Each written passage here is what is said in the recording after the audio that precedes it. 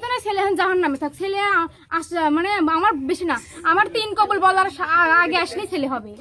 আমি মরলে এখানে মরবো, বাঁচলে এখানেই বাঁচবো, আমার কোনো অপশন নাই। বাংলা কথা। আমাকে 2 মাস আগে আসতে বলে ব্লক মারছে, সেই সিম বন্ধ করছে, এখন তার খোঁজ খবর না, আমি উঠে আসছি। আমি জীবনেও যাব না। মারিয়া রিফাত জানি না কি করে, পড়াশোনা শুনছে নাকি পড়াশোনা করে তাও জানি না।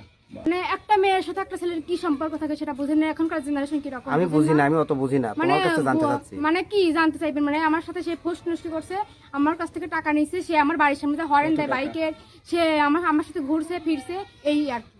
সে এখন আমাকে বিয়ে করতেছে, পাল্টি খাইছে।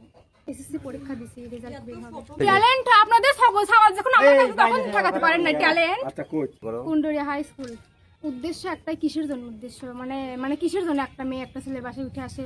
বিয়ের জন্য। আমি সেই বিয়েই বসবো। ছেলে বাড়িতে না ছেলে জাহান নামে থাক ছেলে মানে আমার বেশি না, আমার 3 কবুল বলার আগে আসলেই ছেলে হবে। অত আমি কিছুই বুঝি না, আমার 3টে কবুল বলার আগে আসলেই হবে। আমি মরলে এখানে মরবো, বাঁচলে এখানেই বাঁচবো, আমার কোনো অপশন নাই। বাংলা কথা না, এখন সবাই জানে।